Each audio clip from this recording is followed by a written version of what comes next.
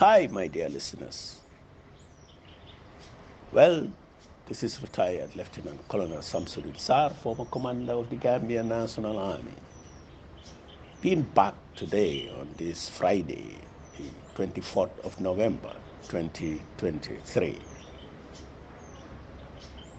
In my usual program of reading from my book, Testimony of a Gambian Military Officer and a Diplomat. So let me say Juma Mubarak to everybody. On Wednesday, if you could recall, I read the initial segment of chapter 25. Today, I'll continue with the second and final part of this extensive chapter. As a reminder, I pause at just as President Jane's press secretary, Mr. Langmanga, appeared in the hotel lobby in New York City to accompany Ambassador Suma Jane and me to the presidential suite on an upper floor. At that moment, like I said, we were in the elevator ascending towards the designated floor. So let's continue. In the hallway leading to President Jane's room, we encountered a very strict security detail. They asked me to leave my black felt hat and mobile phone with them. They scanned my body with a hand metal detector, and the metallic buckle of my belt triggered the alarm. I removed the belt and everything was okay. I put my belt back on and moved in. Inside the white room, President Jane had taken off his big traditional gown and was still in a white African outfit that made him look smaller and shorter than he looked earlier at the United Nations. He stood up and shook my hand again before introducing me to one of Gambia's most prominent businessmen, Mr. Adama Samba, who was present throughout my meeting with Jane. Mr. Manga and Ambassador Jane were also there. The other two people who briefly appeared in the sitting room were Mr. Keba Bayo, the Secretary General of the Gambia Civil Service and Presidential Affairs, and Mrs. Seisama Jane, the First Lady and Jane's wife. Mr. Bayo lived in America on an asylum status when I arrived in 1999. He used to be a well-known permanent secretary in the PPP government and may have used that to apply for political asylum after the coup. I had met him in Maryland for the first time, where he was living with his wife and child. In fact, he was one of my keen followers and enthusiasts who introduced me to the basic skills of how to use a computer for the first time. However, he later left the USA and returned to the Gambia, where he was now employed by President Jane as his Secretary General. Although we used to communicate occasionally after he returned, his attitude towards me changed significantly since he started working for Jane. When he came into the room, it was as if we had never met before or even knew each other. Well, I decided to respond in the same manner, pretending as if we were strangers. As for President Jane's marital history, he was first married to a Gambian woman called Futital Jane in 1994. But they divorced in 1998. After that, he married a Guinean Moroccan woman named Say Sama, who became the first lady. I happened to be in the Gambia when Jani divorced Futi Tal and married Say. But my interaction with both wives remained superficial. Since marrying Say, they had 2 children together, a daughter named Yama, and later a son named Hamadi.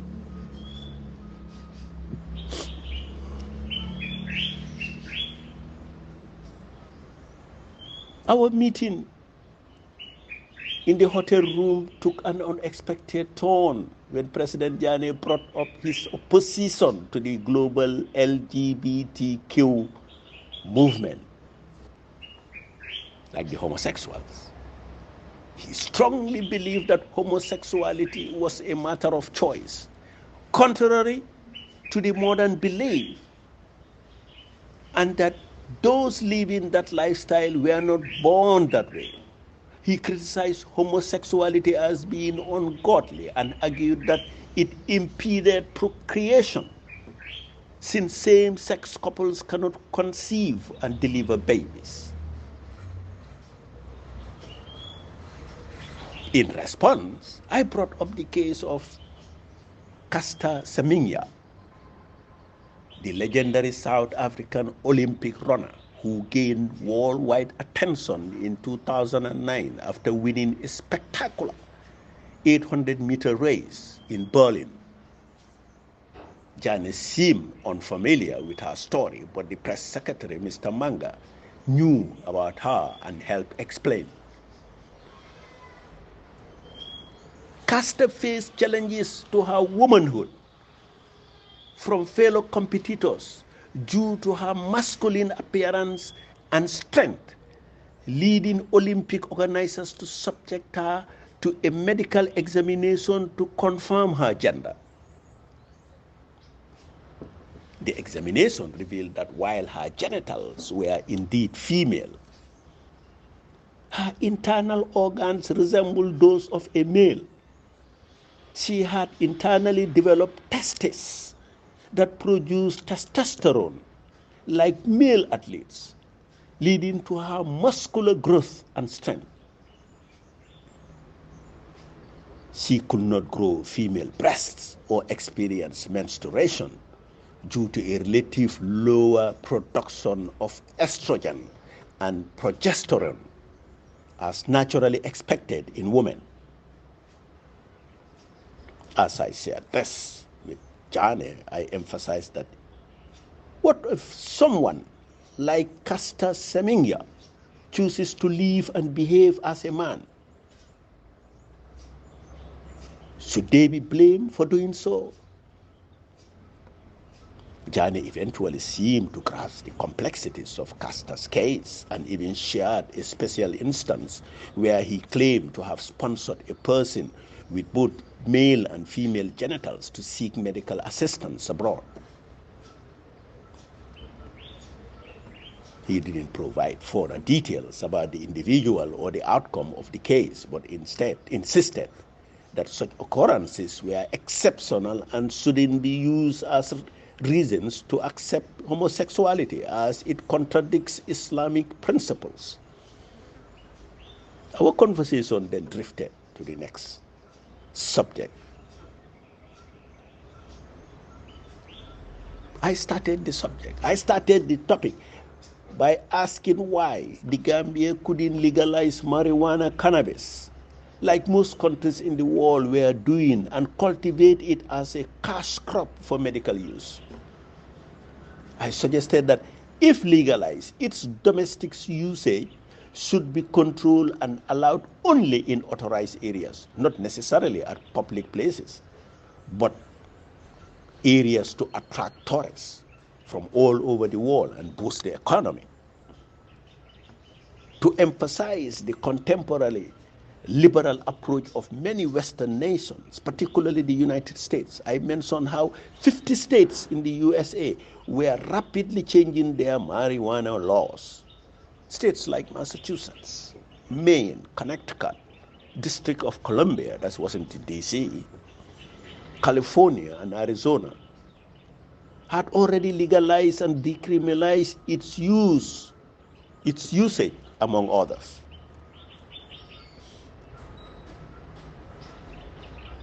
Furthermore, I pointed out that while recreational cannabis use remained prohibited in most countries, many had adopted the policy of decriminalization for limited quantities, notably countries like Canada, Georgia, Malta, Mexico, South Africa, Thailand, and Uruguay, as well as 19 states in the United States, had legalized recreational cannabis.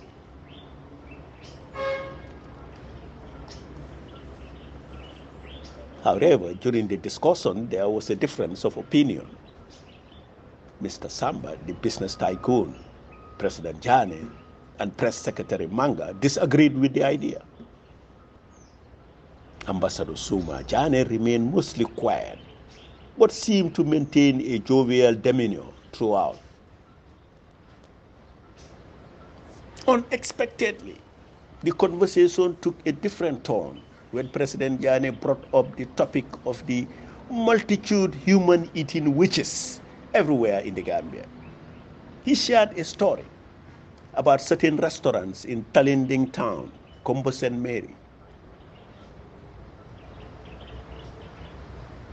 which he believed serve both regular meat and human flesh to witches or domers. He described how some customers would move to a dark room, and he suspected that human flesh was served there to the witches.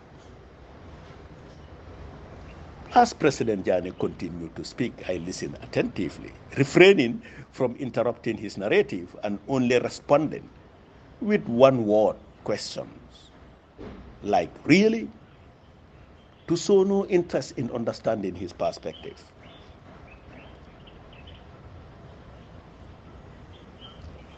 Throughout the discussion, nobody else in the room commented on the subject until President Jane finished his story about witches and their alleged practices in the Gambia nowadays.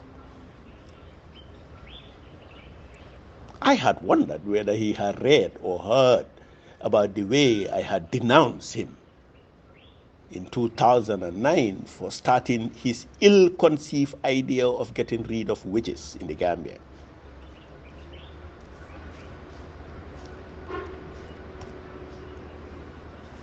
I wrote in the online newspapers attacking the practice and challenging him to take the foreign sorcerers to the city of Banjul and Serekunda and see how the youth there will resist their activities. But they stayed in the small local villages and punished mostly innocent women accused of being witches. Some were even reported killed by the trauma they were subjected to. Shockingly, in his presidential campaign speech in 2016, thank God he never could implement it, Jane had promised Gambians in a political rally in the town of Birkama that he would wage another more aggressive war against the domers in the Gambia after winning the presidential election. He specifically mentioned his birth constituency of Farah, where he claimed many witches in the country were converging and living.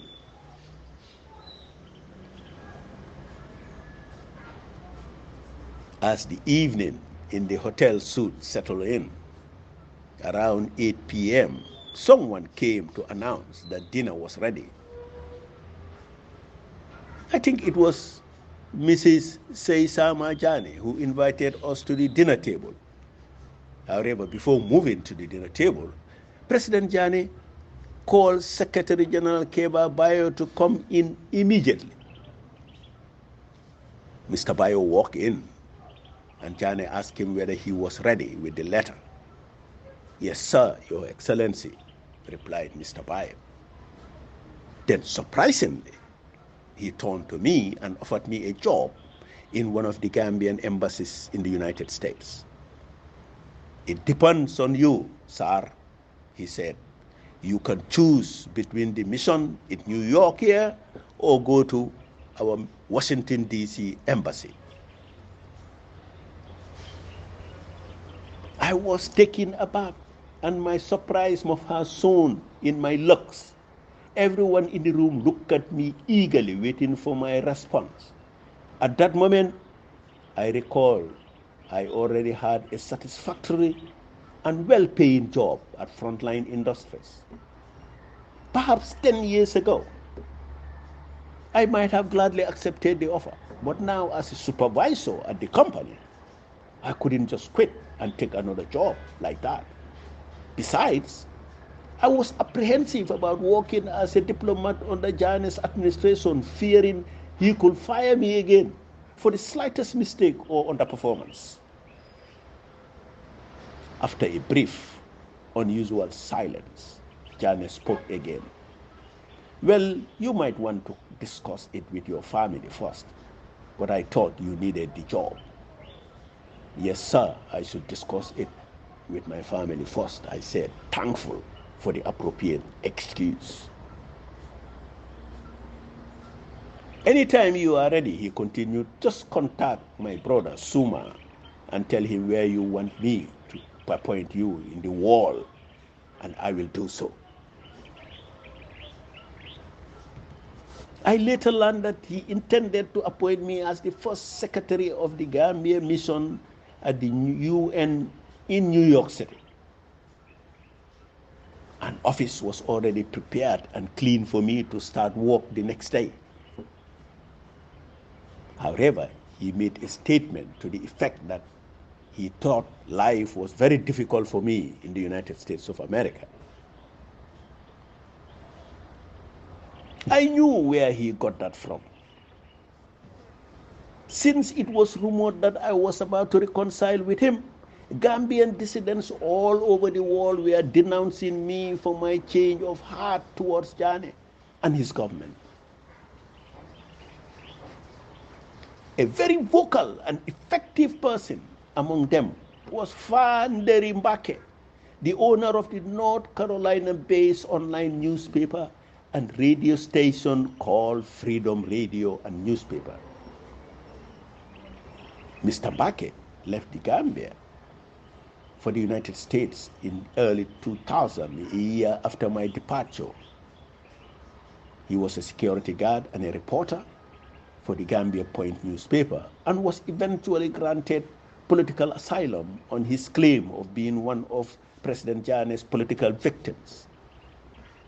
He unsuccessfully tried to work at different jobs in the United States, but finally decided to give all his time and efforts to discredit and demonize Jane and his government through his private online radio station, which became very popular worldwide.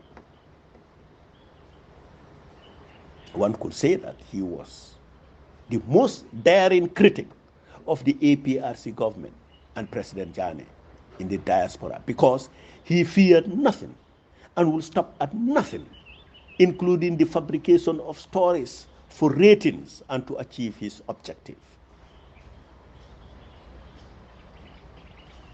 After Jane lost the national election in 2016, Mr. Mbake was credited for being the most effective Gambian dissident abroad, who indeed played a significant role in bringing down the APRC government.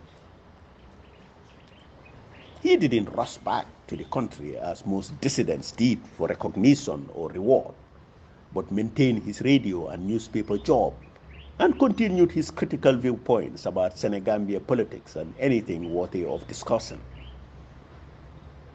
However, on the 22nd of November 2021,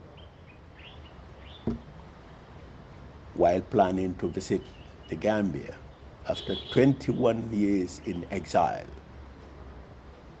Mr. Mbake died suddenly in North Carolina and was buried there. So when Mr. Mbake heard rumors about my intention to reconcile with Jane in 2014, he invited me for an interview to confirm the report. I offered him one and explained why I was doing it after being Jane's biggest critic for a while. He focused on the content of my published book, where, among other things, I extensively criticized Jane and his government. I further learned that Mr. Mbake didn't even read the book, but criticized it as if he did. He also talked about it as if the book was all about Jane alone and his government, which attracted a lot of ill feelings from the dissidents who purchased and read it, and even from those who didn't. After the interview, he organized one of his weekly Sunday shows called Reral, meaning enlightenment in the Wolof language, to exclusively speak badly of me. In that show, anti-Jane activists called from everywhere to state their viewpoints, while Fanderi Mbake and the callers vilified me for betraying the revolution against Jane. He, in fact, fabricated stories about how I was suffering in America and couldn't withstand the difficulties and cold weather anymore and wanted to return to the Gambia. Many people were persuaded by him that I was suffering in the United States, which he said compelled me to seek reconciliation for better and easier job from President Jane. I believe that President Jane either heard or read about the fabricated report from Mr. Mbake, or was briefed about it. And knowing Jane, he probably just wanted to appoint me to embarrass all my critics at the time. What President Jane may not have known then was that I responded to Fanderi Mbake online and even published my W-2 form, my annual income earning of $75,000 per annum. I also challenged Mr. Mbake to publish his annual earnings, which he couldn't because he had no serious job at the time, other than asking for donations from his listeners to maintain his radio show and newspaper publication. People living in North Carolina had confirmed his occupation of having no serious job, other than the 3 hours a day he would spend at home on his media outlet. It was only his wife who had a serious job and was collecting welfare from the state because of their low income and their school-going children.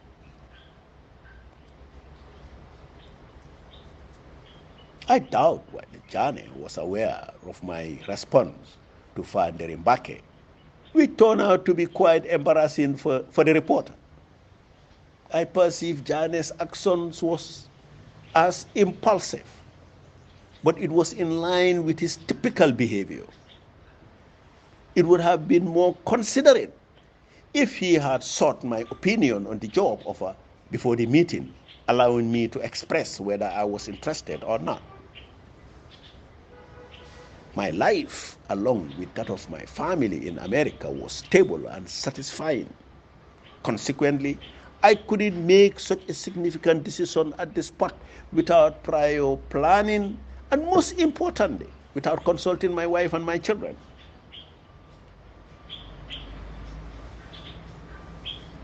Anyway, we had a nice dinner together, mainly consisting of seafood, rice, vegetables, and pastries for dessert. I couldn't eat much at that late hour, but I enjoyed the meal. Finally, we went back to the sitting room to continue chatting. I couldn't stay any longer than 10 p.m. because I had to go to work the following morning. Before leaving, Ambassador Jane called me aside and discreetly handed me a wad of $100 bills. I later counted the money, and it totaled to $6,000. After a good and seemingly successful session, I left the room, but was met outside in the hallway by the late veteran reporter of the Gambia Radio and Television Service, Mr. Keba Damfa, for a brief interview. Everybody in the Gambia knew Mr. Damfa as a very professional and frank reporter with admirable eloquence in the Mandinka and English languages. He interviewed me in English, asking how my reconciliatory meeting went with the president. It was very cordial and satisfactory, I told him. So what did you talk about, and have you discussed the idea of coming back home to work for the government? Yes, we talked about that, but our discussion was more focused on other global matters, I said. He probably sensed that I didn't want to say too much about working for the government. So he asked me his final question. How does it feel to live in exile for so long and the prospect of coming back home?